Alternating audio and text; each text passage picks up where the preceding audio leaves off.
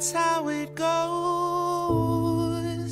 We won't open our eyes, so we're the last ones to know.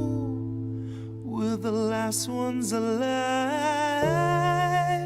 kept our enemies close, wondered why we don't thrive, while we're grasping at ghosts, counting backwards from 5, counting backwards from 5,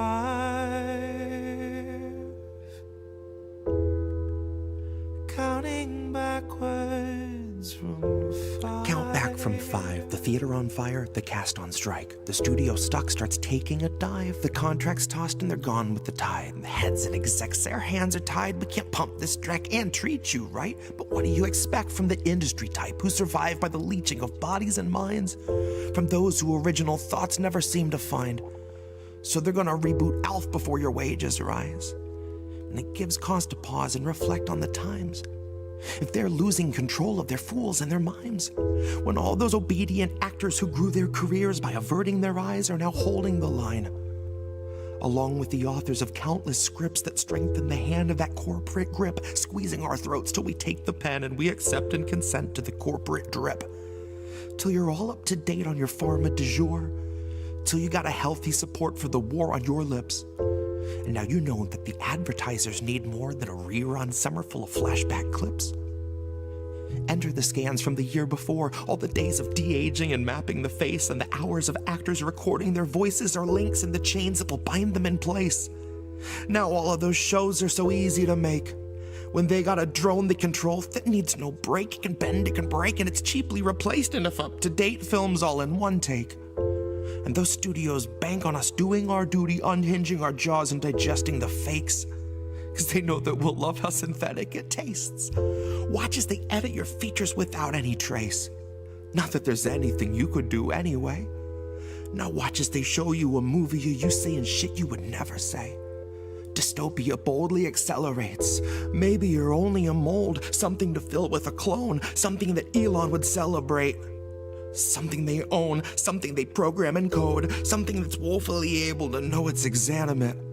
Cause it doesn't feel touch over top of the laminate. You will not feel an emotion, but they will not scan and examine it. You and the other consumer contaminants fed on the federal diet of Kiev, Havana, and Tiananmen.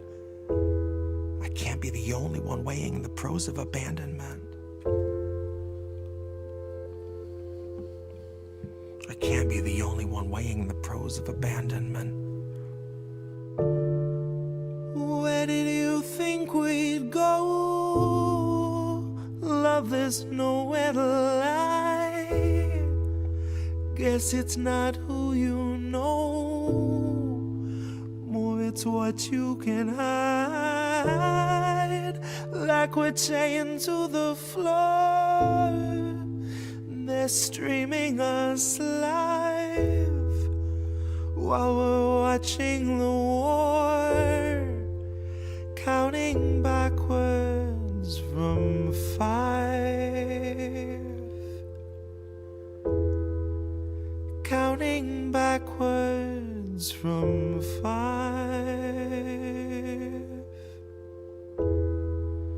counting backwards from 5,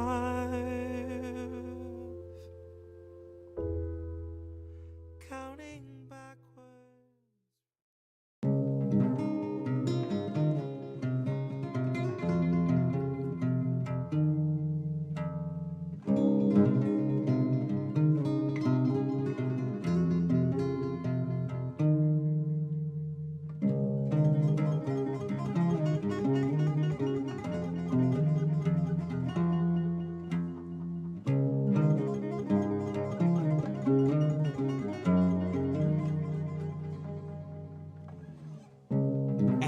Said, thank you, Obama, for life in the red. Thank you for DAP and a pat on the head. Thank you for saving the banks as millions are drowned in their debt.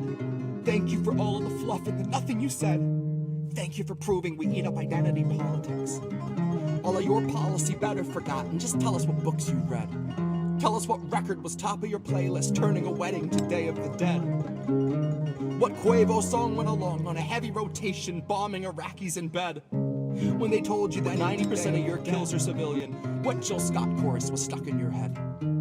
What put you at rest after such a long day of convincing a nation it wasn't so deeply misled, that you weren't just Reagan with New Age media training, who fed on our hopes like his daily bread, who preyed on the weak, who was never unwilling to serve you a speech to remind you the middle class needed to bleed, and you helped us succeed if you learned to accept it, and better yet, learn how to laugh as they bled.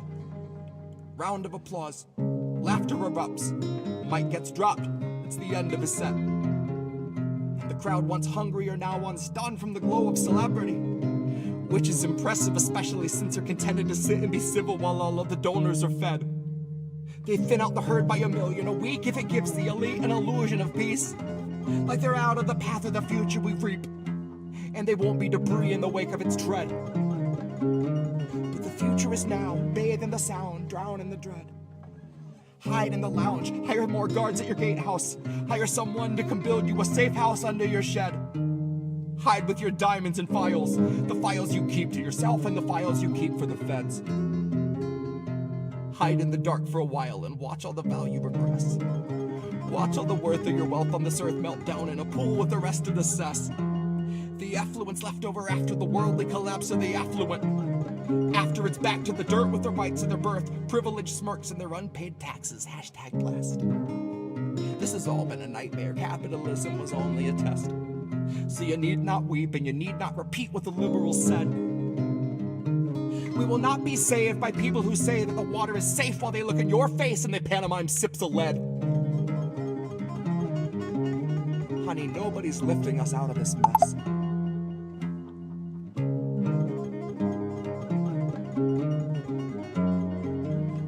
Honey, nobody's lifting us out of this mess.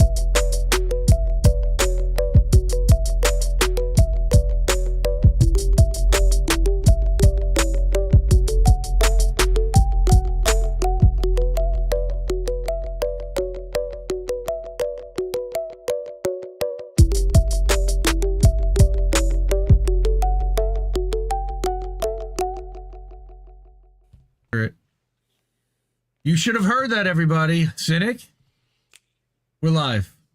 Do it, Jesse. Hi, everybody. Hey, everybody. There we go. He couldn't see because I didn't have the screen on, so that's my bad. Oh, God. I can't there you resist. go. Now he's got it. Hi, everybody. It's American tradition. We're back. It's been 2 damn weeks already. I can't believe it. How? I can't tell you yesterday how certain I was that it had only been a week. And thank God I looked and I was like, oh, no, YouTube says it's been 13 days since the last show. I need to get my shit together. Yeah, and I emailed it, or I texted the group at like 1 in the morning, like, hey, are we doing a show tomorrow? Like in the morning, are we doing one of these? Like, let's get this going if we're doing it. Like, yeah. This is good stuff. We're excited. We're gonna rage, and it's been a busy week already for INN. You just saw Politically Homeless. How great was that? Hope everyone had a good time with the guys. And I was on AM Wake Up this morning. Yesterday, I was on Hard Lens with Kit talking smack about Rockfin, which we are not live on. Sorry, Animaires. We're done with Rockfin until they fix our channel. That's just, I'm done. We had, again, good time. T-Lab, I got to actually hang out with Ryan Christian at T-Lab. First time ever for that. Good dude. If you're not following The Last American Vagabond everywhere, he's literally on every platform. You should be. One of the sharpest guys in independent media, no doubt. Yep. So Jesse has a lot of stuff he wants to get out tonight. I know, and I'm looking forward to the set list that he's already told me, and I'm sure there might be a monkey wrench or something thrown in there here and there. So, tell me about you guys hung out on How Do We Miss That? So this is like my third night in a row. Right? That was a blast. For those who weren't watching on Sunday night after Jesse and Mrs. Jesse co-hosted How Do We Miss That with Reef and I, they went to bed. They had to leave around midnight. Reef came back. We started to do a story, and Reef's video card blew on his computer. I had to finish the show by myself. So Reef ordered a couple of video cards. They're on their way, and hopefully by the end of the week, those will be in. But of course, now he's dealing with hurricane stuff, so that could impact shipping for all we know.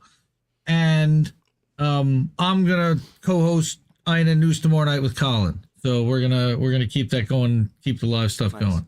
I'll fill in for him. So awesome. Yeah. Tonight we're gonna be doing the hurricane special. I mean, there was talk of how you wanted to make the thumbnail, and I appreciate that you wanted to maintain dignity and respect rather than slapping your face on the eye of the hurricane. The only thing I did consider, yeah, Greg had some ideas. The only thing I was thinking of doing was maybe putting a nice little Hermes belt on it. But that would have been good. You know, one thing I want to make sure to do is, if I'm talking about it in any capacity, especially if I'm talking about dangerous stuff, I want to make sure to not give people any reason to feel like we don't appreciate the devastation, you know? Well, I mean, I was going to say we'll get into it later, but why not get into it? What really kicked it off was taking my first little peek into the hive mind that is Facebook in a long time. Ooh.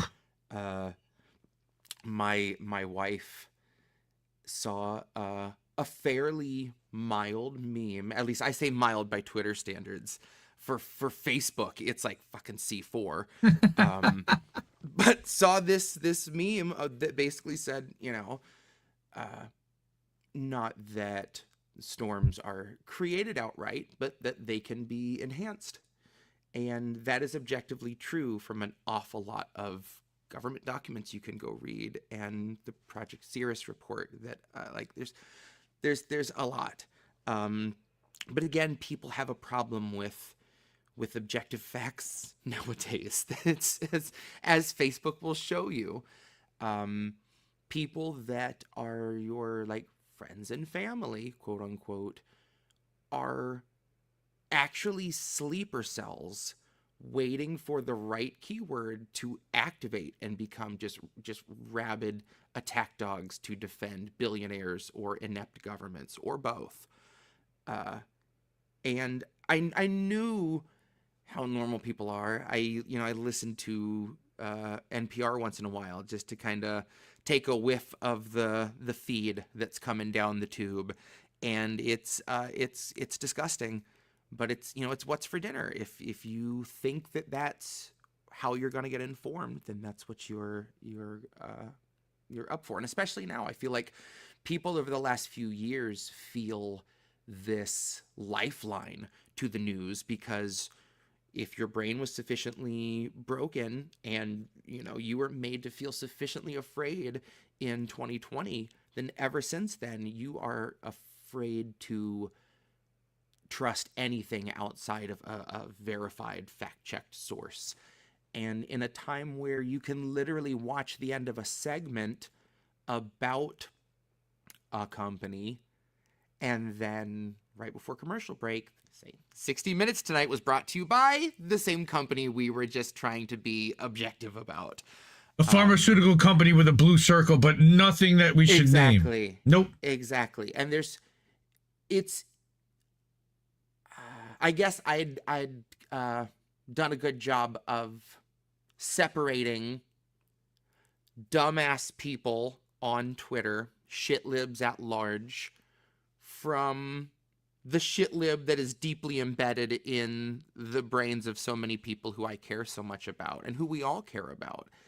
And it really got me and my wife especially thinking. She was like, how do you try to have these conversations with people in a way that doesn't flare them up, that you can get a little bit across to people and try to have some empathy on both sides. And I thought I knew how hard that was, but boy, when you peek over on Facebook, man, it is a whole different ballgame over there. And it's strange across the board. You know, I think we all feel that kind of Twilight Zone sense of reality creeping in. But like, I've been on a System of a Down kick lately, and listening to lyrics that they got away with in 2001 on like a massively successful record, like not just produced by Rick Rubin, like Rick Rubin discovered them and was like, this is my new favorite band, these guys need to get heard. And they got to have lyrics like, drug monies are used to rig elections and train brutal corporate sponsored dictators around the world, on a massively successful record. But they also, they said everything you could say at the time, and arguably more, but at a time when people were so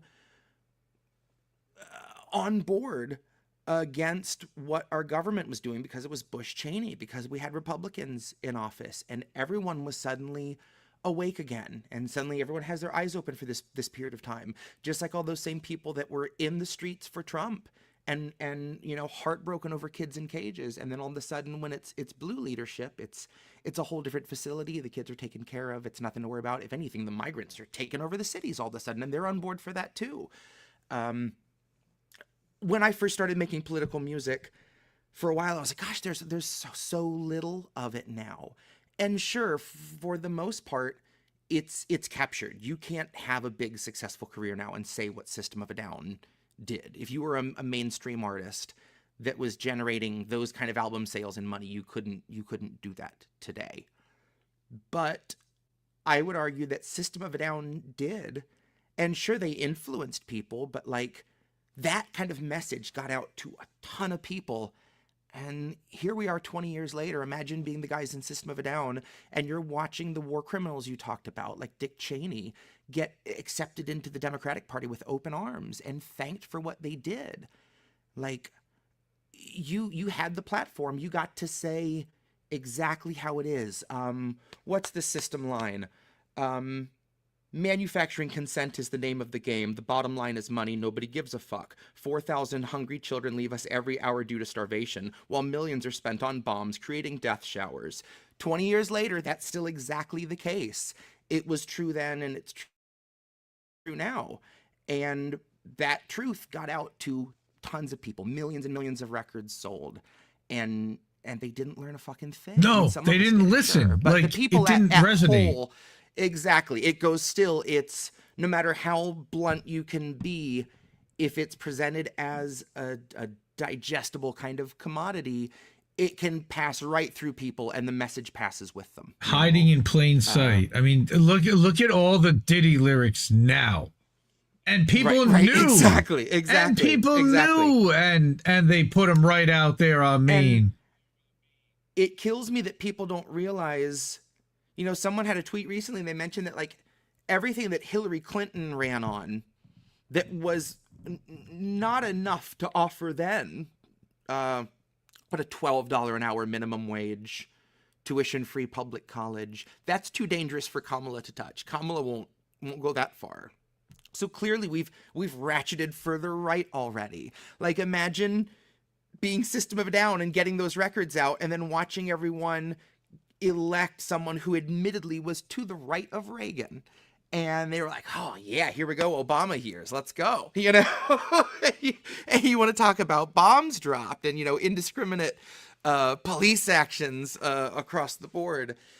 So it is still able to floor me how little empathy people seem to have with the concept of misinformation.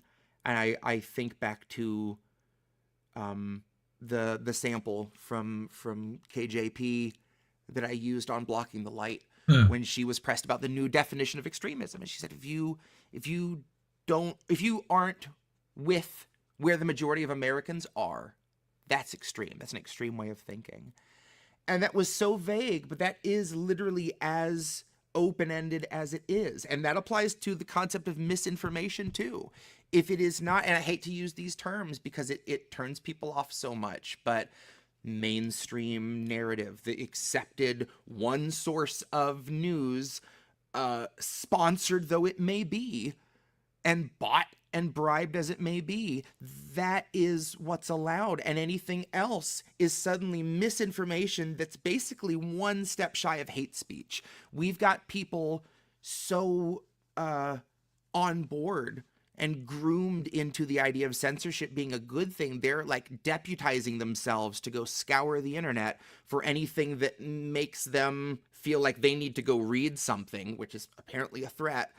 And it's the same people that like to feel like they're so much smarter than your average, rural Republican voter. Sounds like TYT progressives to me. It sounds like scraps. Exactly. Begging you for scraps, tearing at the surface. That you're being, heartless or inconsiderate to presume that moneyed interests to the tune of $90+ billion wouldn't use available technology to achieve the means to an end. The question is, what's their end? I hate to have to repeat Kings of Colony. And at that point, I feel like it was something even harder to get people to agree with because the proof of the technology was a lot flimsier. But at the time, we're talking about, lasers able to ignite specific textures and colors. And again, I use Occam's razor. Could we? Okay. Would we? Have we done something like that in the past? That's all you fucking need to know. And unfortunately with America, the answer, if the first answer is yes, then the second answer is also yes. And it's amazing to see people buying the theft, lacking object permanence, that so many people can't hold two things to be true at one time. They can have one and they hyperfixate on it, and then nothing else can make room. And if they do, they switch over to that and the other thing's gone entirely. And that holds true with the concept of the lesser evil. When you're trying to explain to someone there is no gain from continuing the path we're on, to continue a genocide. And people go, oh, so you're voting for Trump. No, you can, we've all had to do that, I think, countless times with people, that it's just this seesaw in their mind that if it's not this, it switches to the other. And there is no room to balance that out or entertain anything outside of those, this either or. And it's amazing to watch the lengths people will go to build whatever they need to onto what you say and make this patchwork of assumptions to turn you into what they need you to be so they can convince themselves that you're one of those people who doesn't need to be believed. I saw someone on Facebook say, I understand that facts can be scary, but you can't just cherry pick the news that agrees with you, and then proceed to share a New York Times article. And to anyone else on Facebook, that seems like a very logical argument. And to me, I'm like, oh, this is a dead zone. This is a wasteland of critical thinking. There's nothing to be had here. It's desolate. I've got to get out of this place. And it's hard because the people that you're leaving behind in that place are people that you, thought would give a little more grace to someone with a different opinion. If you're not, obviously I'm not saying hey, there's a whole race that we need to exterminate. I'm just hey, here's a technology that exists, and could you entertain the thought that it could be used for not a positive means? That doesn't seem like a lot to ask, but apparently it is. Well, they've already made that 6-step connection because they've been preempted and primed, and pre-programmed and predictive programming is what the guys were talking about earlier, to literally see that what you're talking about and see that future happening automatically, because that's the way it just happens. So you can't ever let it allow anywhere near that. Like, people are broken, man. So, obviously, you know, there's no point in continuing there. And, unfortunately for my wife, she dipped a toe in those waters and realized that, like, people aren't trying to give you grace, because people's belief system is this really precarious house of cards, and the slightest breeze of truth is gonna fucking bring it all down. And you can see the fear in people come out in that hostility, in how quick they are to come at you and attach all these extra assumptions, like, oh, so you're saying that every hurricane is created? No.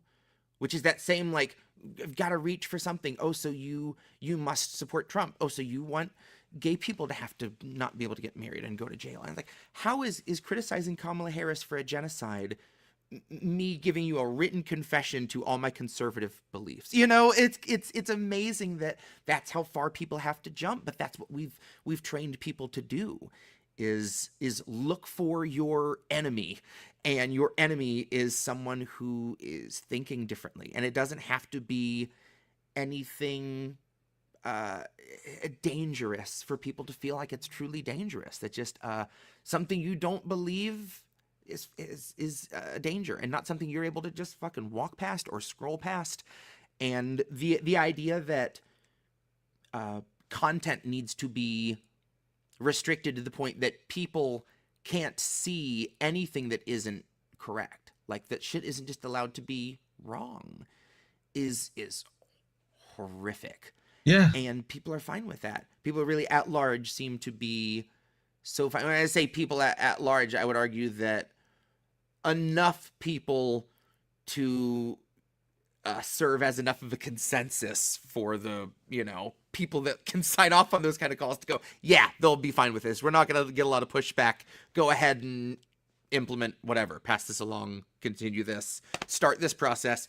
People aren't going to give a shit. And the ones that do are going to get shouted down aggressively by people that won't take the time to hear them out. And it's scary how, I mean, for me, I'm just like, I gotta get the fuck out of here. I'm not going to bother. And this is why you don't take a peek on Facebook. For my wife, it was fairly radicalizing, I think, to see just that little foray into it get so much backlash, and people feel so equipped to tell you that you're 100% wrong, but it's the TV told me so. This sponsored thing, this fact-checked thing said. So there's absolutely no way that could be wrong. Which is this kind of collective amnesia over the last several years, where even the news itself is like, hey, we got this wrong a year ago. Hey, we fucked that up. Hey, remember this? Kind of botched that one. And I guess that just washes over people too. They stopped doing that. In this kind of like informational survival mode where anything that's going to get you closer to the truth is this dead weight that you got to just toss overboard and keep sailing. And never look back, man. I knew that, you know, but I also don't go into spaces where I have to be reminded of that very often. You know, the internet is forever, though. That's what the whole point of all of this is so that you didn't have to suffer the same crap again, and we could learn from this stuff, and we could speak to each other and communicate and work shit out. Now it's just like, no, we've got to cancel these people because they're all racist misogynists that, well, obviously you don't want the black woman to win, so you're a racist misogynist Trumper. I mean, clearly. And the climate denier, that was the most amazing thing, was that if you believe that we are able to modify weather, you are denying climate change. Which again, these are completely separate things. And I was kind of kicking myself today when I saw the article, because I know that military is the biggest driver of climate change. But I didn't think about the immediate effects of, more bombs than World War II being dropped in the past year. And that's just on Gaza, and not including everything going on in Ukraine and all these other conflicts. It's been a very, very busy year for explosives and excessive fuel use. And if anything, I feel like it's just as fair to point at someone and say, if you are, claiming Kamala Harris as the answer here, you are denying not only the genocide's impact on humanity, but the genocide's role in driving this climate change. And, clearly the answer isn't to start splitting hairs and doing that with people, but the thought crosses your mind. Just like the thought crossed my mind of posting the, in case you were sleeping, yearly recap video that was going around on Facebook and saying bye to my account. And if I made one person throw up and have a breakdown because they didn't know the extent of it or didn't have to see it, or I had one friend or family member text me in the middle of the night like, fuck you, I can't sleep because I can't get that kid out of my head, I would feel like I did something good. Right. And a part of me wished I had.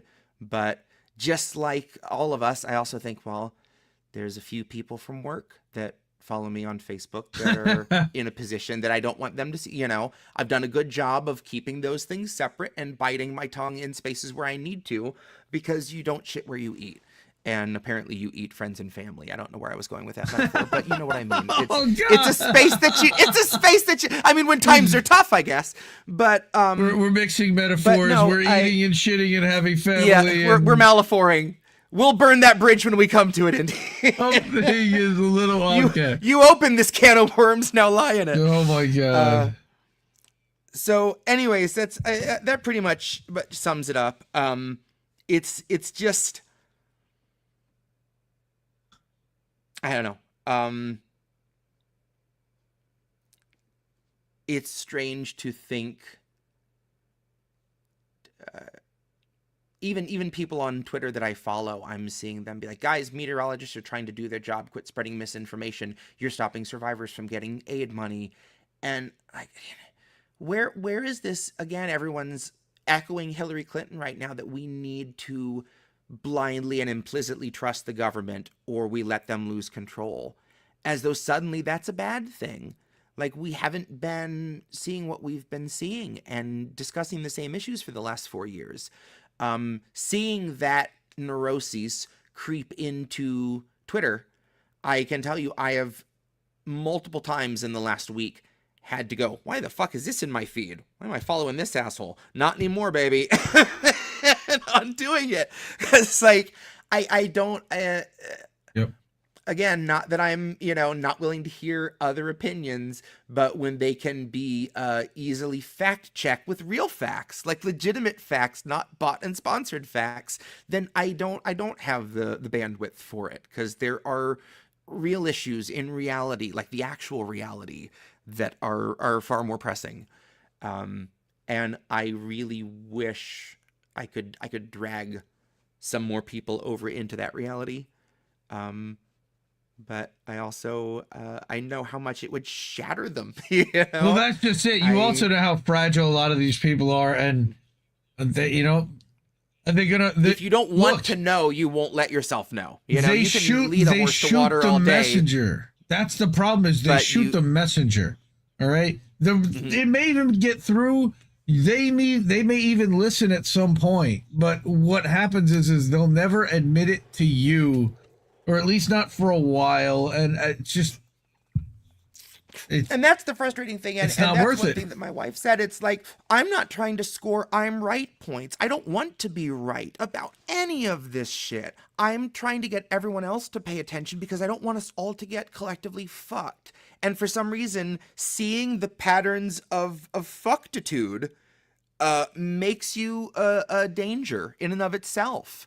Because at this point, anyone that's trying to point out the situation we're in, anyone that's shouting fire in the theater, even if it's fully engulfed, that person is the problem. The fire's not the problem. It's the person making us aware. We're watching the movie, man. Come on. In the same way that an IDF soldier who is the whistleblower about the mass rape is the problem and not the mass rape. So here we are making the same excuses, and I will not have any truck for the people once it's as open as it is in other countries to accept what's going on. The people that want to do like we did with COVID and with the vaccines about, well, we shouldn't have forced you. We shouldn't have suggested you. I guess we shouldn't have said you were Hamas and that you should be put in a camp. I don't care. Friend, family, whoever, like you're going to be dead to me when that time comes. And I hope you can enjoy the truth when everyone was trying to bring it to you. You know, people that you love are the hardest to watch feel so secure in their knowledge and be so misled. It's heartbreaking. It's absolutely heartbreaking. And I've already resigned myself. Like we're getting to go on vacation soon and see a bunch of family, and I'm going to make sure that I don't get in any of those conversations, because I know we are in two different realities, and there's, you know, you can't force it on someone. If they don't want to know, they won't let themselves hear it.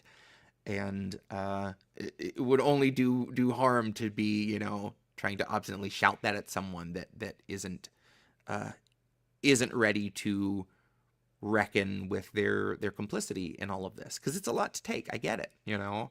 Well, but it's also the steps to realize not just that you are complicit, but you've got to back up and first get them to realize that there's a real problem and that the entire media's been lying to them, and that all of this, forget complicity, just understand the fact that what they've been trying to sell you isn't what's really happening out there. Mm-hmm. And what is really happening is basically the complete opposite in almost every case.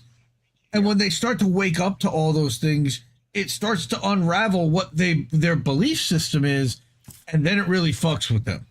And that's where I've seen, that's when the denial really starts, and they start getting angry with you for being the person that wrecked their good time. Like you're just a party pooper now. Like you're the messenger. You're the party pooping messenger. I see like I'm the asshole who sees capitalism and corporate fucking profits in the middle of everything, and why the fuck we're paying $7 for a dozen eggs or whatever it is. Yeah. You know, I'm that asshole so many times around all the other people. Like I can't even listen to their conversation about it, because they're not on the basis to say, look, this is where it's all starting from. No, let's blame poor people. We're not going to blame the military on the environment. We're never going to mention the military. But climate change. Mm-hmm. We all have to do our part and drink out of paper straws, right? Mm-hmm. I mean, it's the selective shit. Like the COVID only works if you are standing up in a restaurant, but if you're sitting down, you can take your mask off while you're eating, and COVID doesn't come around the restaurant. Like the randomness. You can go eat outside, but if it's cold, we'll put a tent around you, so it's outside inside. Safe and effective, everyone. I mean, And we're seeing more censorship happening. Now, thankfully, we got a couple of channels were restored today, and that's a win. And you remember the win? Is this all we get before we go? All right. Is this the win? Like that we're not getting totally censored off of YouTube, but only partially censored now, and having one platform taken away. And it's just a struggle to continue to be consistent out there, because you've got to play this whack-a-mole jump from platform to platform and stay one step ahead of where the mob is. Because if you're there, like I'm going to talk about this tomorrow night. I'm going to tease this a little bit for the dozen people or so who are here, but I've been seeing another trend, and I dropped it in our private, you know, our INN friends thread, but TYT, you know, everybody knows and doesn't love Anna Kasparian begging you for scraps. I saw last week, and Sabby even did a story about it after I had sent her something about it, that Anna started a Substack and did one of these, I'm independent and unaffiliated now. Really, literally 2 days after Taylor Lorenz announced, "Oh, I can't deal with the anguish and nonsense of corporate media anymore, so I'm going to go start my Substack." And then yesterday it was Van Jones. You know, you really haven't seen the real me, and now I'm going to show you just the real me. And man, Infiltration Squad.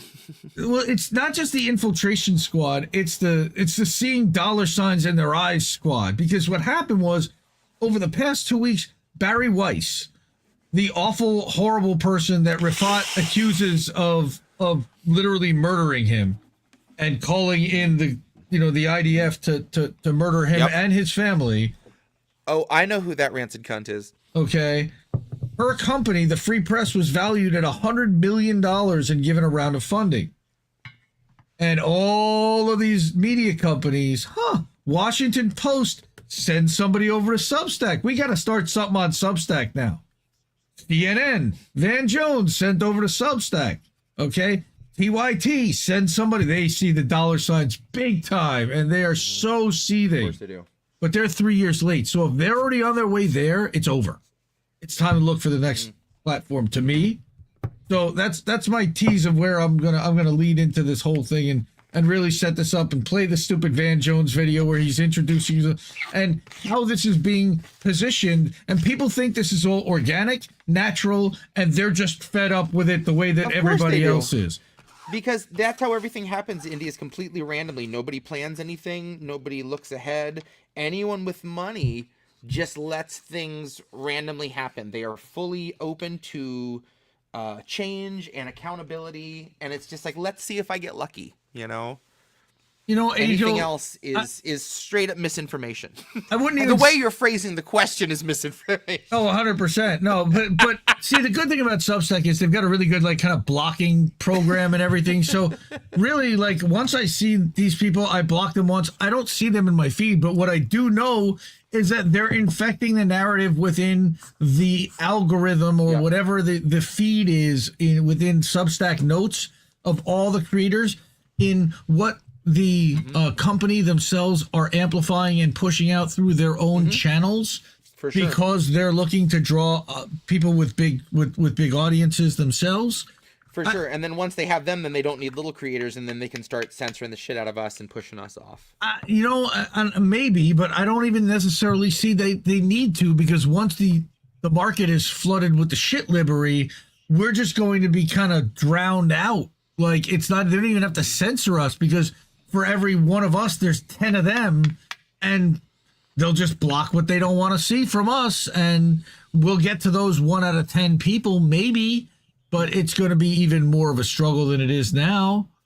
Jeff Thomas Black wrote an article just today about how the platforms are owning us all. We're social media cannon fodder, and just, we're filling their AI coffers for the next group of kids that are coming up, and they're not going to be able to tell what's real from what's completely fake or AI, and it's really scary. They have no skills to be able to do that. They're going to be raised in an AI world. So you're going to play some tunes. I am. Let's rail about these rich assholes that are fucking it all up for us. This is going to be a slightly different version of this one, just because I'm not going to bother with the sample, and I'm going to slow it down a touch. What did I just do?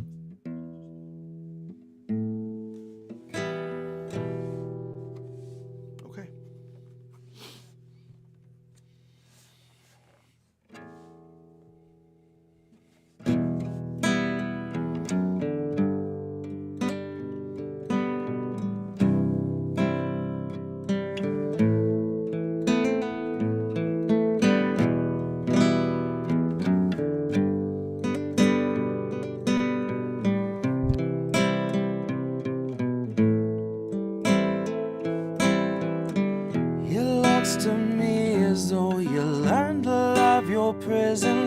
I guess you'd say you made it your own.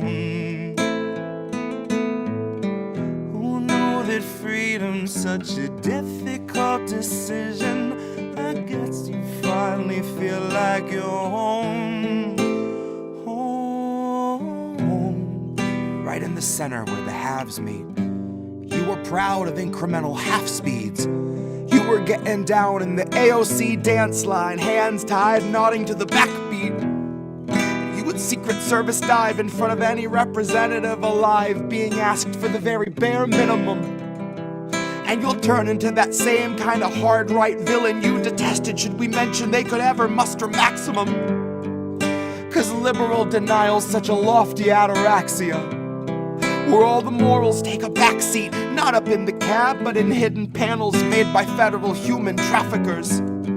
If you trust the autopilot, then you're just a sleeping passenger, passively accepting that it isn't us the bastards serve, making peace with all the evil walking on this rancid earth, and seeking unity with those who bound your hands at birth, glancing up at fascists on a bloody dais thinking they just need a push. God, I'm not a holy man, but I am praying for a burning bush. Yeah, I know you'd love to look away, but love, you need to look. See, there are many massacres this country manufactured that would never make the books. Now here's your fucking book. It looks to me as though you learned to love your prison. I guess you finally made it your own. Who knew that freedom's such a difficult decision? I bet you finally feel like you're home. Home on the range of excuses. Justify some fracking, water down pollution, paint a fresh coat of bipartisan charm over backroom collusion. Your consent is being manufactured by illusions, marketing executives in federal seclusion, working day and night to keep you just this side of lucid, too beat down for calling out abuses. So fuck all these progressives who can speak on revolution once they've emptied all your powder out and spit on all your fuses. Well, I prefer to judge a leader not by quality of tweets, but the six-figure book deals he chooses. Donors he betrays, and donors he would gladly take a bullet before he refuses. The slogans he reuses, buzzwords he produces that he spews like mucus. Well, two can play at that. So here's the inner dialogue of every time I snapped, and it's fine-tuned to ruthless, and saying politics are useless. Just a bunch of loose lips tweeting cute shit, power suits, taxpayer booze trips, and a bunker at the ready when the shoe flips. When there will be no news clips, there will just be...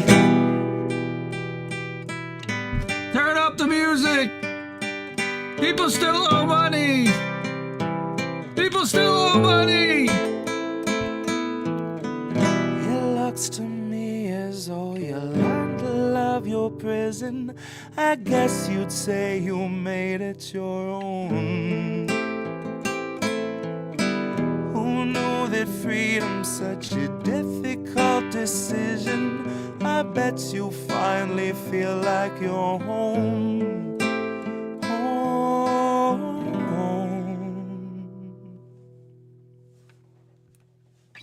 And that's Love Your Prison. People still owe money! People still owe money! It doesn't sound right unless we hear somebody yell that. So let's Yeah, I didn't get the new piece, by I've the got way. a few.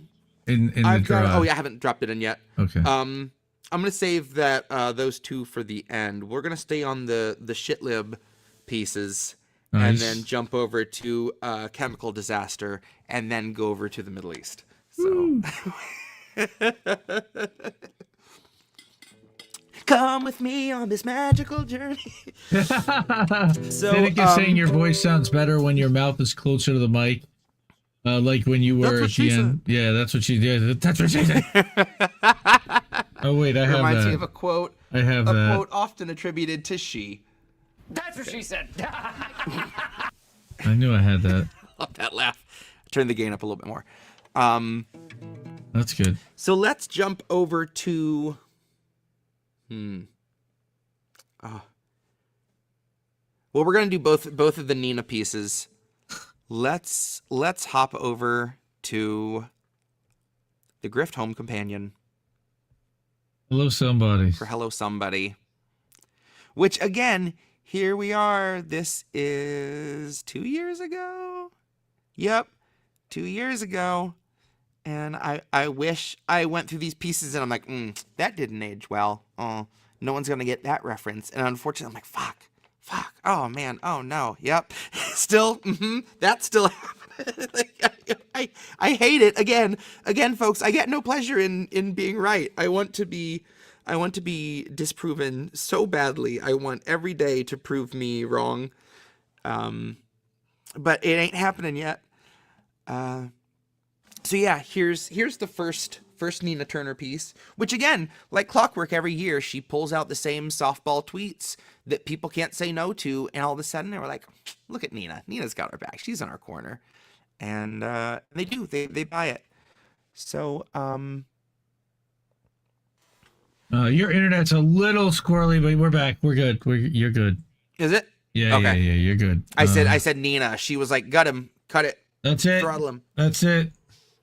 Shut it down. That's her APAC like handler. Off with his.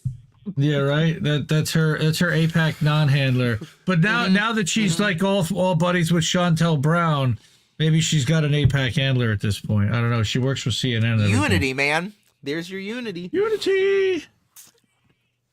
All right. So yeah, this is the first of two Nina Turner pieces. This is Hello Somebody.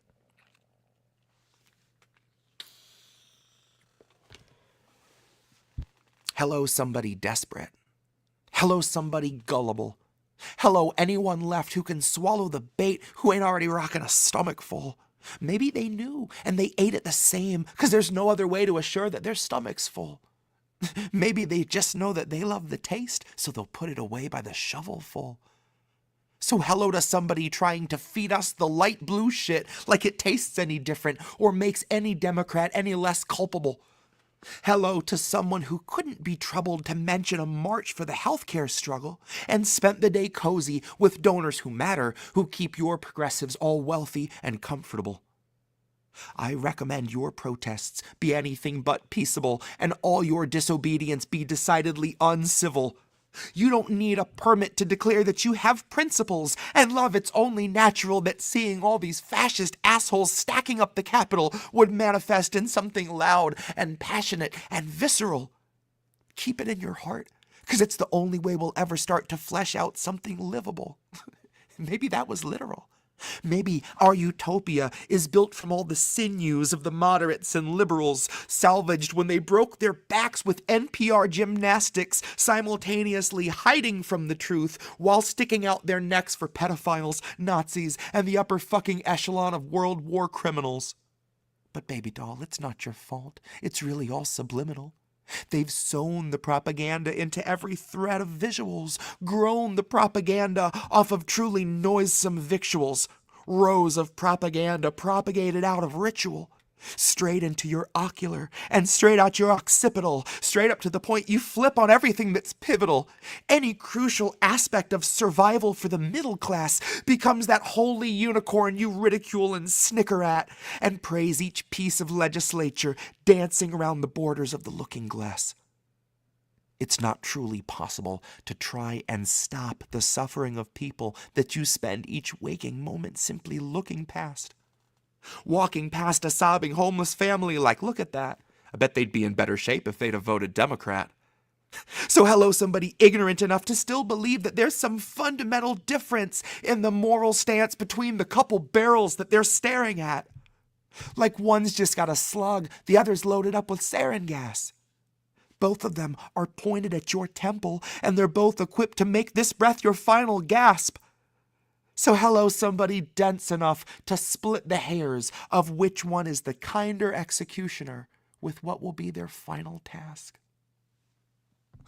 That's hello somebody. Hello somebody.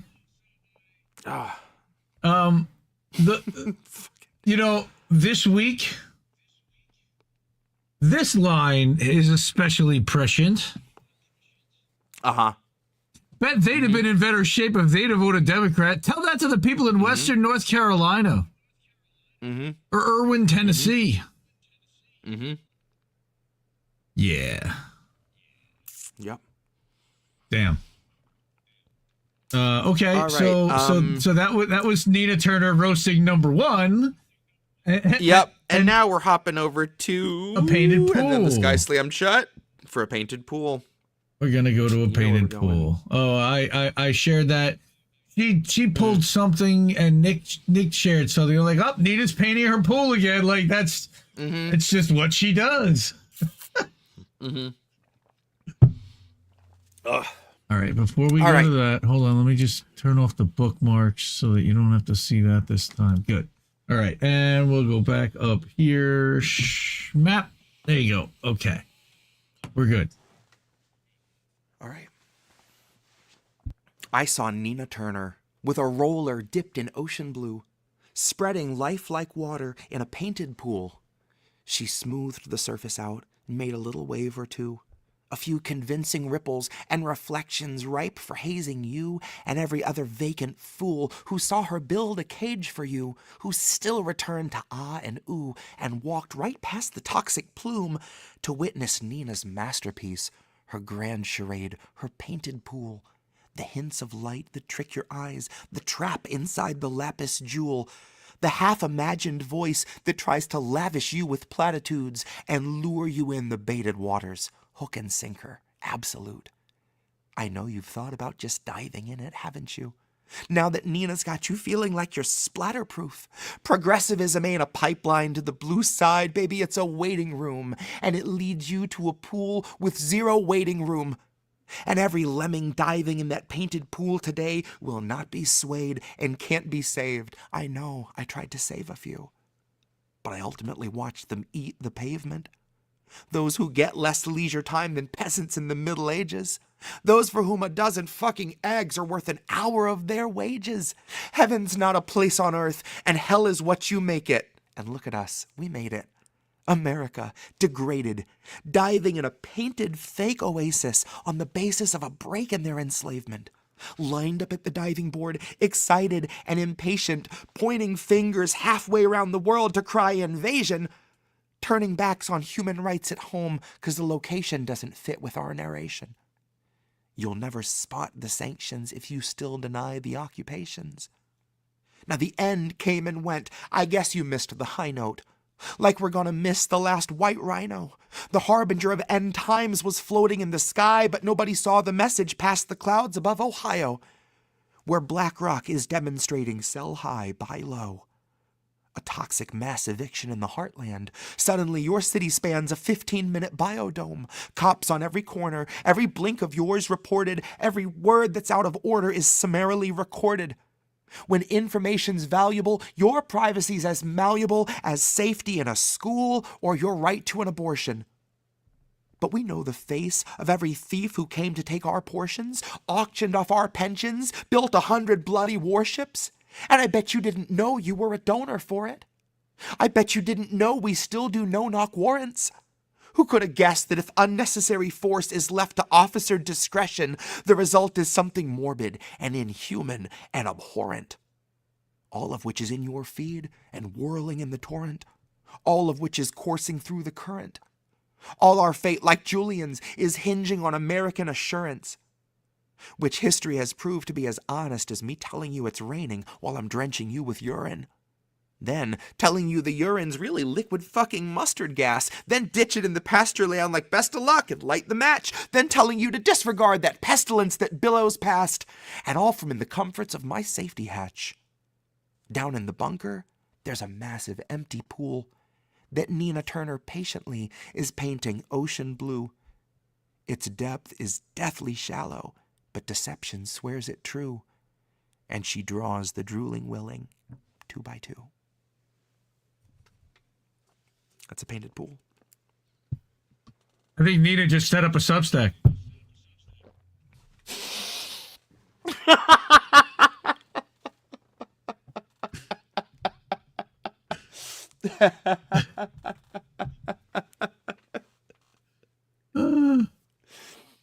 So there's another t-shirt / tank top I need. Hell is what you make it, and look at us, we made it. that is really good. There's your tank top, ladies and gentlemen. And you've got to have the swimming pool, the empty swimming pool being painted blue on the back. So it's got to be an empty pool. Yep. Oh, for sure. Too good. Okay. Black Rock is demonstrating buy low, sell high, and buy low. And then there was another thing that I was thinking. Georgia talking about toxic and don't worry about it, and just here it is, telling you to disregard the pestilence that billows past. Isn't that like what you were talking about earlier about Georgia? Like, yes, I will. After this piece, actually, I was going to do Supersite and talk about that. Nice. So, okay.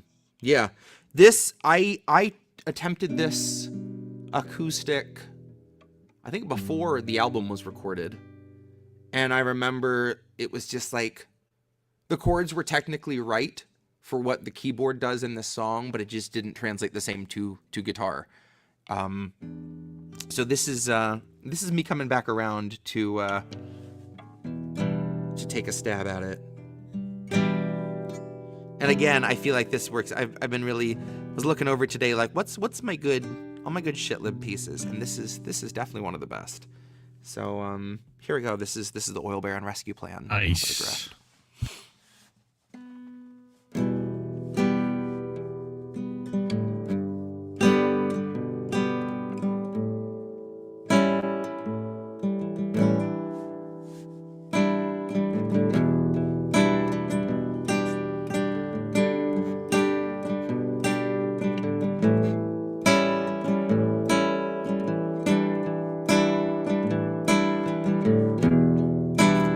Couldn't have been me, sir. I was front row in my AOC t-shirt, foie gras sucking on a press release, sir. My head down, fourth shot, good little sheep, sir. Sit down, sweetie, the adults are gonna speak first. They trust the science and they're terrified of research. Here to thank our healthcare heroes, they've been feeding to the burnout, feet first. Till suddenly they dip mid-shift, take a header off a bridge. Such a shame, they were really such a sweet nurse. Now they'll never get the card and the cold slice of pizza meant to thank them for their teamwork. Now they'll never get that baggie full of Chex Mix, which would be the one reward they'd see for the moms they've had to intubate. And the countless cries of grief since we've been haunted by the specter of the C-word. Now all the applause for our healthcare heroes rings a very hollow note because we played it out like Freebird. See, add the ones and zeros and our fragile checks and balances are checks for all the wealthy who have such unholy talents that we think it's patriotic that we all got zero balances. And re-elect Pelosi so she'll face our toughest challenges, which is analogous to water for a drowning man. Nancy disregards our impoverished with a spiteful and dismissive little waving of her withered hand. 'Cause 500,000 freezing on the streets is Biden's winter plan. And I bet you swore they told you you were voting for a different man. But really, all you wanted was a different man. It didn't make a fucking difference if he finishes the previous inhabitant's agenda, starts auctioning protected land. Biden's born to leap at any war a donor's check demands. Turns out that you can't cure greed when it infects a man. Once they lose respect for human life and focus all their fucking efforts on the Oil Baron Rescue Plan. Honey, what are we to Hecuba or Hecuba to us that if she's starving we should give a damn? Why should we be moved to tears if someone isn't eating? God, we won't even recognize that food is essential to our being. It's just us and motherfucking Israel who will not guarantee that food's a basic human right. Because starvation is our favorite tool of genocide disguised as sanctioned democratic healing. That's me in the corner, losing my religion, gouging out my eyes and then dancing on the ceiling. Jesus fucking Christ, what a feeling.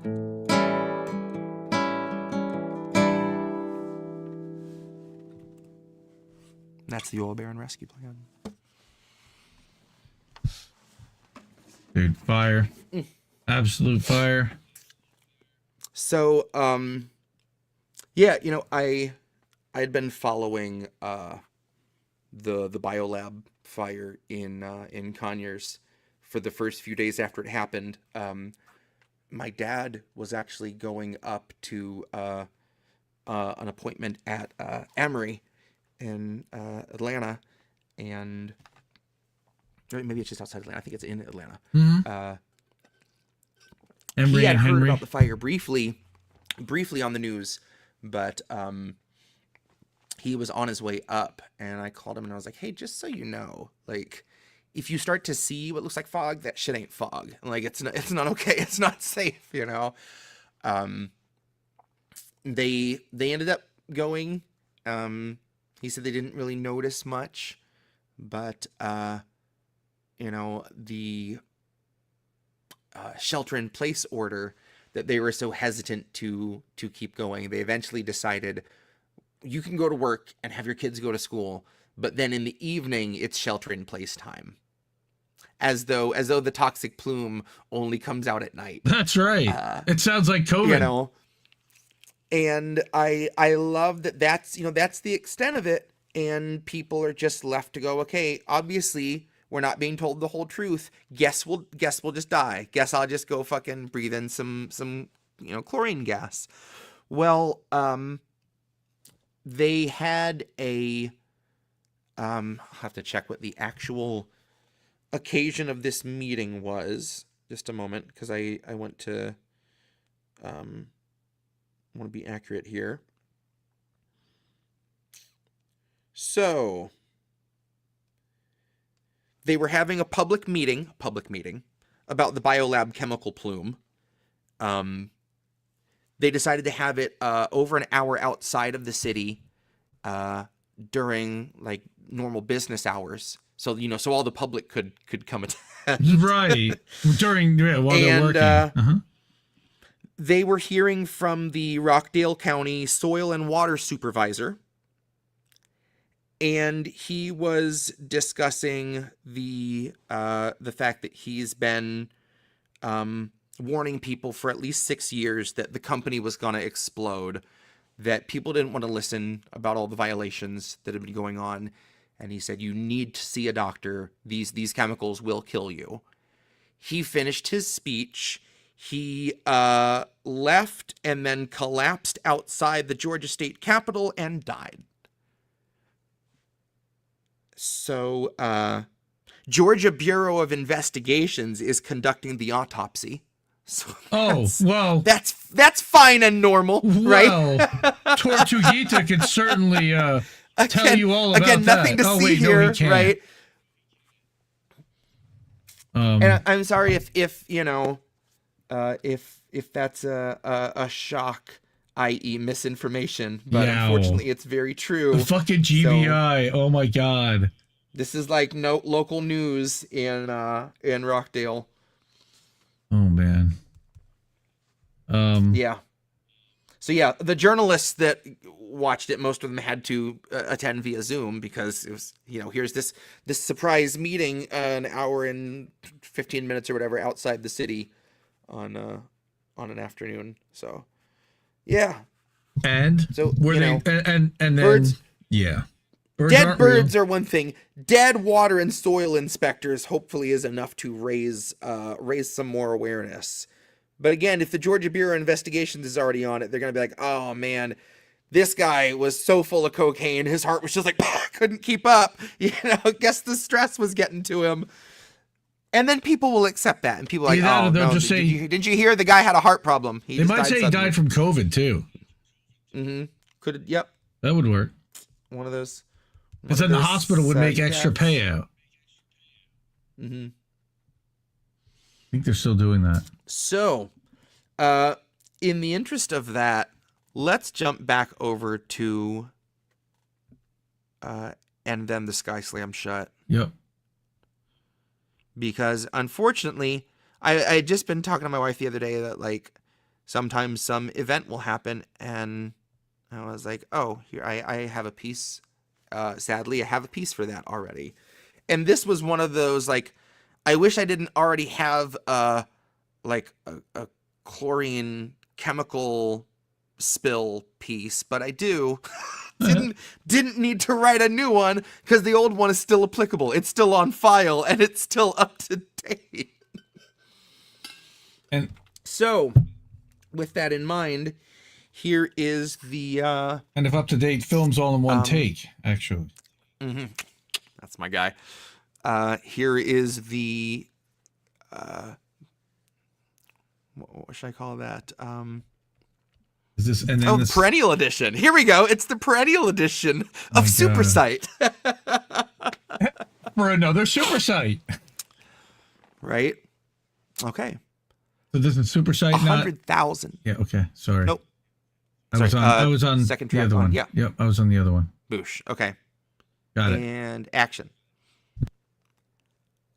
100,000 pounds of vinyl chloride burned into the air and in the water with your fluoride.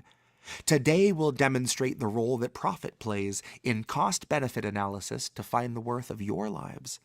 Mind you, we'll be grading on a curve that traces dead fish on the shoreline. Today the town of East Palestine will know the skies of wartime, wear the shoes of Palestine, and know the smell of war crimes. Their pets and livestock will be corpses for the war shrine. This is how you sanction all your farmland in the Fourth Reich. I'm honestly surprised that Pete addressed it in a fortnight. He praised the first responders, but ignored the looming morgue line, like focus on the cavalry, ignore that every horse died. Never mind there's not a single cricket, bird, or horsefly, just triclops in the triage tent who expedite the foride. Norfolk taking pages out the Northwoods, North Side, add a dash of NORAD, plant a row of soil mines, give them lots of black skies, water bright with oil shine, and you can propagate the kind of crop that Gates will normalize. Save your time, give up ever going back to normal life. Norfolk cut its cost, and now this nation pays the morbid price. Norfolk weighed the loss as purely human, so they rolled the dice. Knowing Biden had their backs when workers tried to unionize. Knowing all their lobbyists assured they won't be scrutinized. Knowing that the tiny little fine they might be hit with is a part of doing business when your business is to euthanize. To salt the earth, liquidate the brutalized, drench the plains in acid rain, and blame it all on rural minds. Tell them that's just what they get for voting red, and old Team Blue will fall in step and shake their heads and disconnect from humankind. They're never looking up. Their fingers point to you and I. Thanks to years of being trained to frame the little guy, they've seen the film enough to tell you where the blame should lie. The poorest family's EBT card was the mastermind. Those little houses won't concern the liberal passerby. They've had their dose of NPR. The passive voice will cast aside your raspy breath and swollen eyes, your burning cough that won't subside, your cat that didn't last the night, that pall of death, that blackened sky. The harvest faced in 10 years' time that reaps the waste of wealthy crimes, 1,000,000-gallon deep decline through supersites and party lines, through hurried graves and leaded pipes, past poisoned slaves and slaughtered tribes, past forgotten treaties that we authored, then we compromised, past our moral fabric ever brittle, gray, and fossilized, and past this mass of plastic trash that's just the side of ossified. And if you find one root that thrives, the living proof of fruitful vines, just hold it close. Take in the sight. Don't plant a host for parasites who in the name of corporate gains see all that murder justified. We're such a waste of insect paste and so much cheaper crucified. We're children of the fuselage, ghosts of all the food deprived, echoes of the working class whose Kristallnacht was supersized. Out in Ohio, birds are drowning where they stand. Their eyes reflect a world event that devastates the land, and it's a tale of regulations disemboweled by profit's hand, and their viscera that soaks like so much chloride in the sand. That's Supersite. Children of the Fuselage. All right. And we're 18 months in, and they have not really done very much to help East Palestine, Ohio. You know, I don't know if Anthony Malecki's in chat, but he can attest that his job took him to East Palestine to kind of ground zero, as he put it, briefly. Unbelievable. And I remember later that night, he was like, my headache is still bad, my throat, like and people have to live in that. People have to shower in that shit, and then, that's... And if you were within a mile, you got $500 for all of your troubles. And if you were not, you got fuck off. And Anthony actually took some pictures. He said when he spoke to the dispatcher at his trucking company, they didn't even know about what had happened there. And when he was like, oh, fuck, you're sending me to East Palestine, they're like, what's the problem? Jesus Christ.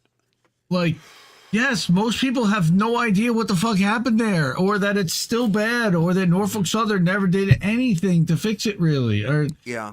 That the residents are still dealing with the repercussions of that, and their town is destroyed, and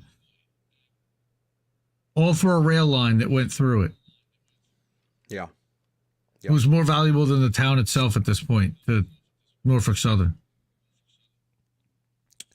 Okay, I am going to drop these last two pieces in the drive for you so you can bring them up. Nice. I would think most everyone has heard this first one, as it's the most recent piece that I've been sharing. But that night we recorded that, I wanted to try to do a reading that wasn't going to be as angry as I felt like that piece was probably going to come out. So I picked a time when it was late, and I'd already been stressed about the day and the news and all this shit. And I'd just gotten done having a really good cry. And I was like, you know what? I wonder if Indy's up. We should record that poem. This is like totally the time to do it once I've kind of gotten that out.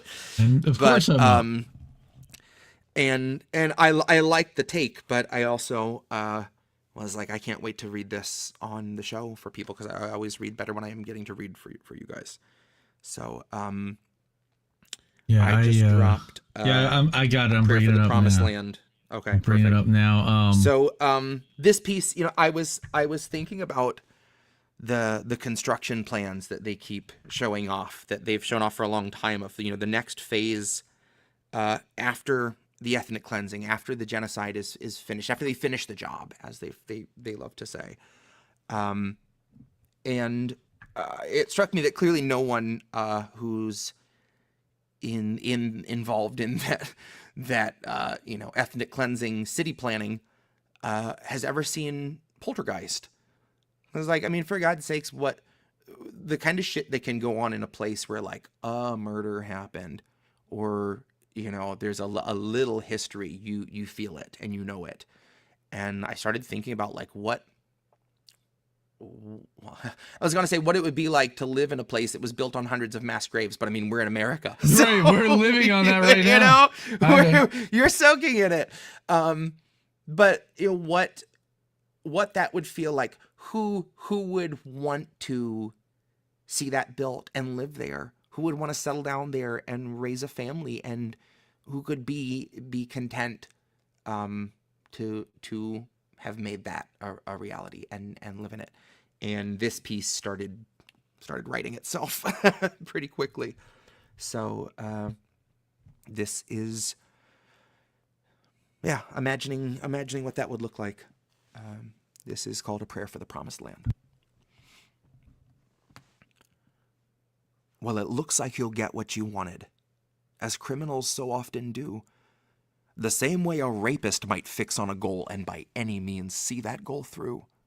Like you'll only be happy to settle once you've bled every creature that breathes for a promised land caked in the life that was Gaza, craters and uprooted trees. Where even as I sit and type this, they are bulldozing all of the streets, and they'll pave over every war crime committed and mass grave forgotten beneath. And they'll leech even more of our taxes for the BlackRock-approved Middle East, for new luxury 3-bedroom condos next to torn, bloody tents on the beach. And so I pray, the first day of the project, once construction can finally begin, the officials break ground, the shovel digs down, and up comes what used to be skin. And as the workers look over their blueprints, the foremen rechecking the plans, the ghosts of the fathers of Gaza surround them with children who hang from their hands. I pray when you walk in those newly built homes, as you smile and take a deep breath, that the rot in the air chokes you down to your knees, overwhelmed by the odor of death. And the first time you step in the shower to wash off the filth of that day, I pray that the shower head soaks you in blood and nothing can wash it away. And you stumble away from the shower as the blood starts to seep through the walls, and you hear it cascade from the ceiling as in terror you tear through the hole. And above all your shrieks and your screaming, all of Palestine's children will call. Those who begged in the dark for the touch of their mother, a touch some had not known at all. Now could this be your holy land, soldier? Could this be where you plan to call home? Do you really expect to come live out your life, that you ever could truly atone? There are none of you worthy of mercy who have scattered these souls to the sands. And if an IDF soldier would like my respect, he can air out his skull like a man. Or better yet, take up his arms against those who would have him bring death to these lands. Yet among you are so few objectors. Just how long till the conscience is banned? So no, I do not speak for Gaza, but I pray Gaza speaks by your bed. I don't know what went through the minds of its martyrs, but I still see inside of their heads. So I pray that they join in a choir. Pray they wail in your walls while you sleep. Pray the mothers in mourning pierce right through your core. I pray you may never know peace. You can cleanse and cleanse to your morbid content, but it will not leave things pure. So I pray, if you get what you wanted, it is all that you truly deserve. That's a prayer for the promised land. Yeah. Yes, it is. I wouldn't want to be on that construction crew, but they're not hiring me to go dig that shit up, dig those bodies up and to unleash whatever you're about to unleash when they do. And it's, yeah. I mean, we saw them deliver a truck. My hands are shaking. We saw last week a truck show up in the middle of Gaza and dump 88 bodies unidentified with no paperwork and nothing. Like, here. What are we supposed to do with this? Okay, so this last piece, You're gonna drop in now. I wrote last week, a couple days after that one. I'd had this title. Sometimes I'll have a title that I start with, and I just know it's like not the time yet. I'll come back to that title and write a whole piece around it. And before I came up with the concept for this next record of the radio theme, I was considering using this for the title for the next project, and that is I didn't want to let it change me. I had written that down one day because I could see a piece happening with that because of, and I think it's something a lot of people can probably relate to, watching what we've watched come out of Gaza for the last year and now out of, Syria and Lebanon, that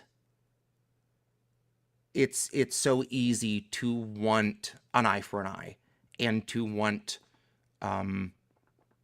to feel that anger in you that there is one side that is committing this violence with impunity. But there are times where I really wanted to be conscious to never let it cloud, the truth of who is actually responsible, who is innocent in all this. And that's hard. I think for a lot of people, it's hard to hold on to your humanity when you see the world losing it. And that was more of a kind of a reminder for myself that, like, I wanted to have a piece about trying to not lose that when you're watching all of this happen, and not let it just want you, make you want to just see, to make you not I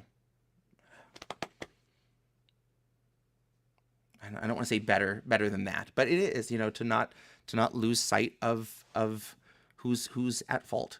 I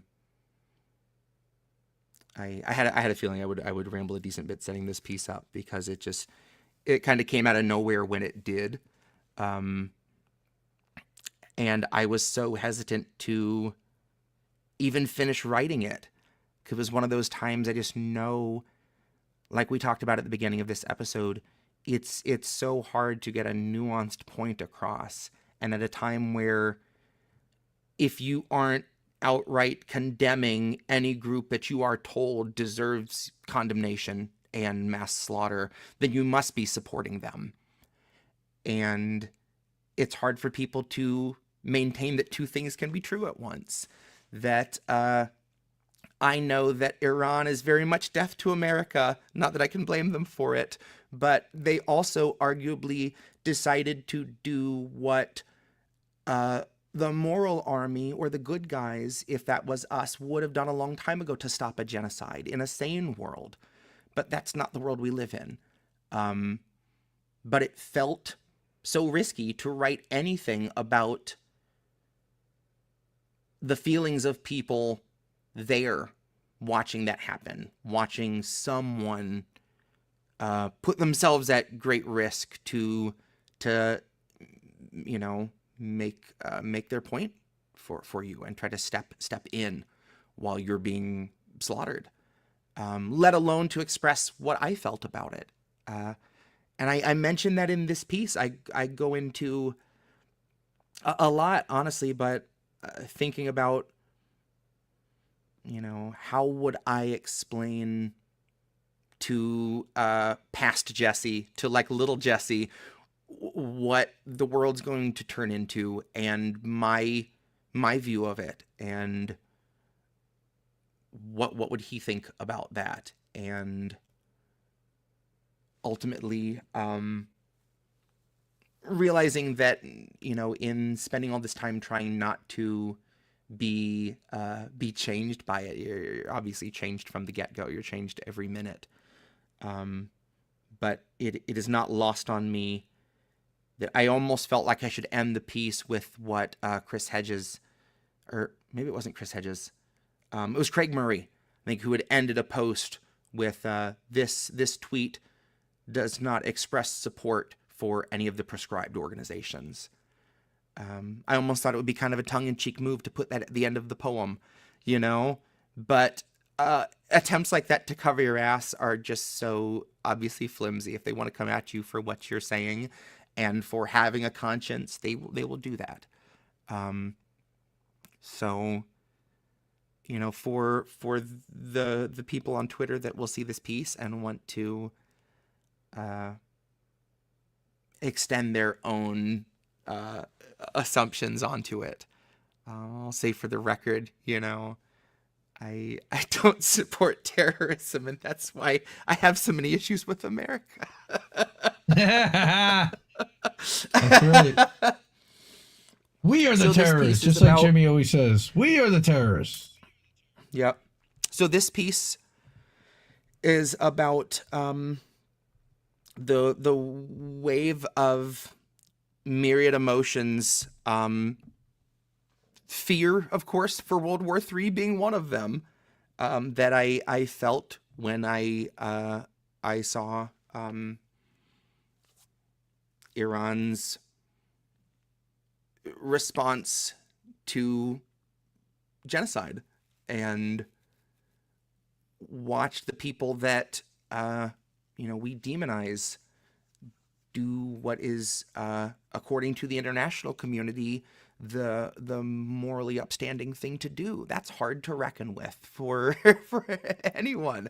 It's like, how could you not see that going on? And, you know, well, again, I know how people can see it going on and not see through it. But it's just, there's so much to unpack there. And I sat there watching it, and I wrote this piece. I was just overwhelmed. So yeah, without any further rambling, This is called I Didn't Want to Let It Change Me. I didn't want to let it change me, and yet it changed me all the same. I never thought I'd feel relief or finally feel some sense of peace to see the sky alive with flames. But as I heard that panicked screaming, I was smiling, I was beaming, tears were streaming down my face. It finally felt like I was sane. For a moment I was not unraveled, clawing at my brain. I was overblown with hope. I freebased faith and overdosed. I watched an oil rig explode, and it was sunshine for my soul. And for a second I was whole, for there was justice, bright and bold. After so long in the darkness, growing rigid in the cold. So I was captive in the flashes, just enraptured in the glow. I felt something in me I was sure had withered long ago. From a bitterness I could not help but grow. It was a feeling that I never thought we'd know. I didn't want to hear the rabble, but they kept babbling all the same, pouring pity on their Babylon that reaped a crop of rubble from entire family names. And suddenly they've learned such pointed phrases, ones that they had never found before. Things like unprovoked and bombing, densely populated, or savage act of war. Suddenly explosions aren't some rumor they report, something seen on the horizon, purely nebulous in form. It is terror in a looming storm that comes for you and yours. But all those lights reflect back 80 years of your remorse. It is Zionist compassion come to roost on Zion's shores, karma come to occupy the occupying force. For when all the superpowers in the world would just stand by, pledge support for genocide, and then avert their eyes, it is left to those we've demonized to finally do what's right. But if they're the good guys, what are you and I? Are we sufferers of conscience? As the only ones who weep? As the only ones left nauseous by what lulled the rest to sleep? Our complicity's a river, and it's flowing past our knees, and its floods will strip our cities bare and wash them out to sea. And those who search the wreckage for whoever they can save, or any flecks of memory that hadn't washed away, will realize we're our own relief, we are our only aid. As Palestine and Lebanon were left to learn the same. I didn't want to let it change me, but I had been changing every day. I didn't catch it till I peered into the mirror and the man I used to recognize had started going gray. A man who nonetheless reminded me of someone so much younger who is not alive today. A little boy who, when I think of him, I think of every little boy that Israel has slain. Could that boy ever understand the smile on my face, that I saw those little specks of light against the void of space, and a flash of hope lit up in the night that left the brightest trace? Would he be proud to learn how we had changed? Or would he be scared to know it feels so dangerous to write this, to wish an end to genocide and know what it might cost? How selfish, then, to say I didn't want to let it change me, neither did the thousands that we lost. How could I not be moved to hammer through this whole facade? How could you see those lights and not see God? And that is, I didn't want to let it change me. This poem does not express support for any of the prescribed organizations. Jesse is Hamas, Hezbollah, and the Iranic Revolutionary Guard all rolled into one now. And yet astonishingly Caucasian. Amazing. Jesus. Maybe it's my ancestral home and I have a right to return. I don't know of anyone else that would be declaring that they have a right to return to their ancestral home. Holy shit. So I'm on Hardlands yesterday. You want to talk about ancestral homes? And funny moment, he does a story about the stupid thing with Elon and Trump and this rally they held, and he's spaceman jumping in the air. Stomach churning, man. But they're like the Ren and Stimpy close-ups. There's some really deep horror in them. The best part is Kit is trying to get around the words on what's gonna happen when we go to Mars, and what we would describe that as. And I said, wait, you mean we're not even gonna just finish colonizing this planet? We're gonna now start colonizing other planets? And on October 7th, I thought it was, especially fitting that we are going to occupy and colonize another planet for the wealthiest of Americans. It was just, the synergy was just amazing. And it took him a minute, and then he's like, well, no, not that kind of colonizing, but the kind of, is there any other kind of colonizing? It's just you didn't murder the people that were there first, but you still took over something that didn't belong to you. That's what colonizing is. Oh, and extracted the resources. But they just want the resource. But it was very funny. It was very funny. Wow. Yeah. Oh. Okay. I didn't want to let it change me, but it had to have changed us all. I didn't want to let it change me to see genocide streamed every day for a year, but it has, and you can't tolerate the bullshit that you even listen to when people would gaslight you and try to tell you that it's not happening or that it's not this. Yeah, motherfucker. Let me show you some stuff, because I've been documenting. Who are these people? Hey, I know what that is. That's not what I've been documenting. Thank you, Sean, the Accord Lord. But I've been documenting some of those headless and brainless and limbless children into a folder in a special Discord that only I have access to. And I named that folder in that Discord Rifat. Because in his honor, whenever I need to show that to someone, I am resolute with strength, knowing that he would 100% be sending that to them too. Like, oh yeah, look at that. And I hate to have to gather that, but I feel like it needs to be. Look, they're going to try to memory hole this shit. There's almost no doubt about it. For sure. So yeah, no, I bookmark some stuff that, like, my likes are usually safe to go through. My bookmarks are usually reserved for if I need to traumatize somebody, if I need to show somebody, the reality. I need to start just in public, in crowded spaces, seeing if I can airdrop to anyone and just be like, here you go. Hey, free Palestine. Hey, watch this. Hey, Gaza. Hey, these are your tax dollars buying these bombs. Yeah. And MMT weirdos, please don't start with me. I don't even want to hear. My tax dollars. It's not your tax dollars. It's all federal money. You perverts need to go find somewhere else to be. Combine mad. Shout out to Steve. I love that. And he's had a rough couple of years. Everyone gives him a hard time, and he's kind of gooberish because he believes what he believes, but isn't that all of us? I mean, yeah, but you just described me. But you can't convince him that the whole thing, like, you can't just endlessly just print money forever, unlimited, and not. The federal debt is actually just the dollars that have been put out versus the ones that have been canceled out of the system, and it's like people's eyes glaze over about 30 seconds in. Sounds like witchcraft to me. What kind of Scientology shit are you talking in? Jesus.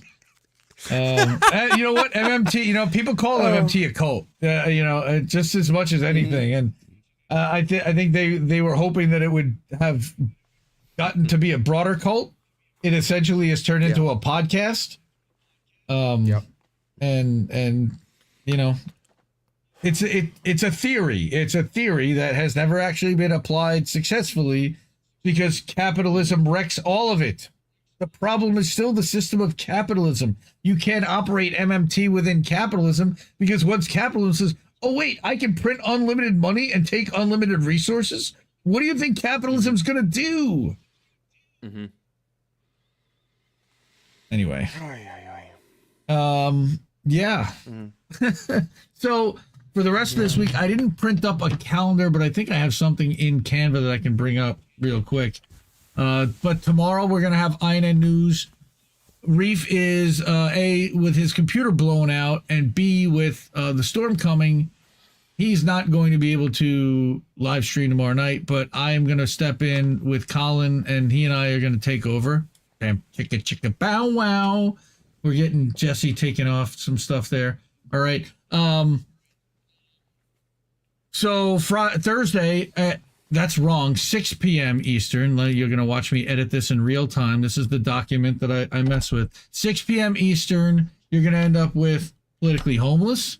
All right. Then Friday night at 7, we're going to have Angel in the afternoon. 10:30, we're going to do either a clip show or we'll do a replay of this, and I'll just rerun this and loop it twice so everyone can hang out Friday night and enjoy some kick-ass tunes. Yeah, and check out, subscribe to indienews.network, all the links. Indie News, INNnewsletter.com for the network newsletter that goes out daily. All the live streams, all the clips, and all the articles that are published for that day all get included. In about an hour, I'm actually going to be premiering a clip for How Do We Miss That? I started to move my clips to late night because I figure, people who are up late and West Coasters will check that out. Nobody else is really live at this point, so they'll check out a premiere. And then in the morning, there hasn't been that much come out between midnight and the morning, so it'll probably be at the relatively high people subscription feeds. I'm experimenting with stuff, so that's why you're going to see that thing pop up. See how it goes. In the meantime, check out my article about Rockfin. That's over on indiemediatoday.com. That's my newsletter, my Substack personally. And yeah, we're keep supporting independent media because fuck corporate media, they suck, and we need independent media more than ever. My unwilling sponsor of the night, non-consensual Bush. Non-consensual Bush, nice. I love it. All right, well. Sorry, Bush. Also, thank you. Bush ruled his 20s again. Thank you so much to Sean, the Accord Lord. You see that QR code. You can go to co-fi.com/Indie News Network, or you can go to Cash App, $ Indie News Network. You can go to, again, INNnewsletter.com, subscribe there. Patreon.com/Indie News Network. Bunch of different ways to support. Let me see if I got that one up there. Hey, that's up to date. And it all films in one take. Rumble.com/C/Indie News Network. Again, we are live over on Rumble, and that is our alternate channel. So when they do take away our YouTube, that's where we will be live streaming. It's inevitable, folks. I mean, it's only a matter of time. It really is. So this has been episode 48. Oh my goodness, we're getting up there. Look at us. 2.5 years. They said it couldn't be done. You know what? Before we go, the Zago Brothers had. I have that somewhere in here, and I can show people. Oh, nice. And they can see what that looks like. So go ahead and do your thing. If you had something you wanted to talk about while I find it. In 2 Tuesdays from now, I will be out of town. So I think American Tradition will return in 3 weeks from now. That's the week before Halloween, 29th? Yes. Good, because I'll be gone the week after that, so that works. All right. Okay, perfect. All right. I think we'll see if I can get my hands on the Lorax in time. I would like to do, the last Seuss episode we did, we combined it with Metallica songs and we had Seuss-tallica. I would like to do this one with System of a Down songs and have it be System of a Down. System of a Down, I love it. Or System of a Doc. I haven't decided yet. But either way, so it'll be System of a Down songs and Dr. Seuss. But I don't know if I want to do that for 49 or 50. Wait for 50 or 51, because 50 we'll want to do something special. I don't know, but not not covers and Dr. Seuss. I feel like episode 50's got to be, I don't know, a big event. Like maybe I do a whole variety show and I get a whole bunch of people to come down to the basement. Anna says she has a copy of the Lorax if you need it. Oh, nice. Some Dr. SOAD, System of a Down Lorax. That's Mikhail saying that sounds fun. All right. So I have it up on screen now. That's the Zago cartoon illustration for Jesse. I love it. I love it so much. We commissioned him to create them for all of the INN members. So there's Greg, Big Mad Crab, and then we've got Angel Rivera, the Handsome Cynic, and you've got Reef. A bunch of these have already been changed on their profile pictures, I noticed. Reef, like, I know this is his normal picture, just put in this art style, but for anyone who's ever played the game, does he not look like a playable character in, like, Jet Set Radio Future? If anyone remembers that game, JSRF. where you were just cool people in this dystopian society skateboarding around and spraying graffiti on shit. Like Reef, Zago Brothers Reef is absolutely a Jet Set Radio playable character. Nice. All right, so then we got Rob Durden. Everybody knows and loves Rob Durden. Awesome. Political Fight Club. That came out really good. Chris Legion. You're gonna be seeing more of him soon again, hopefully. Awesome. And there's our Care Bear. Colin. And there's Yeti. I love how Yeti came out. I think that's actually the older Yeti. He actually awesome. Did fewer lines in Yeti's hair, and then he got me. So I got. Oh, that looks just like you. Oh my gosh. It looks just like me in black and white. And then he made INN also in solid black and white. And then this one is transparent, so I can just put it with no background. And then we got some of the Indie Media Award guys, like here, Declassified UK. Nice. So if I had to put a pairing together, like awesome. T-Lev guys, they haven't even seen that yet. That's a preview because there's a new head in there. But yeah,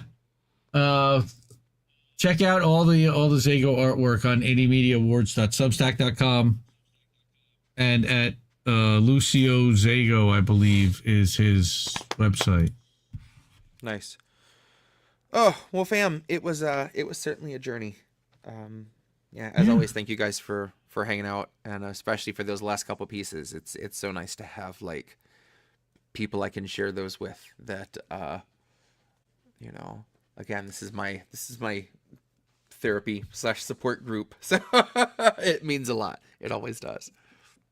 So yeah, this was the inspiration behind all the artwork that we've been getting. Lucio Zago made this poster called Voices of Reason, and I reached out to him and said, hey, we've got the Indie Media Awards. I'd love to have.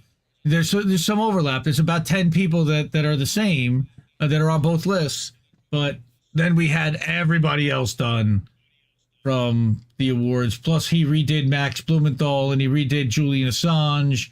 And he redid a couple of others, and they look great, man. Everyone's just freaking out. Everyone loves them.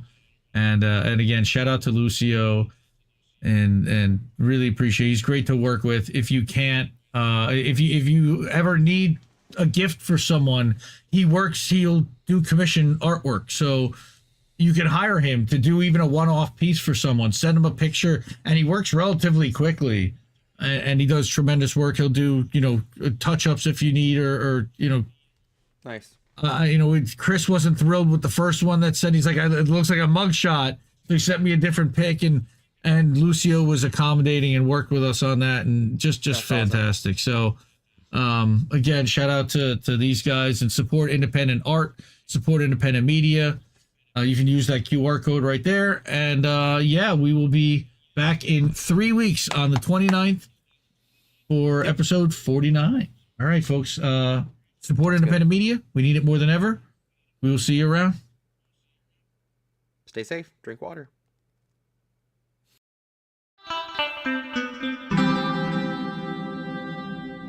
Who are these people?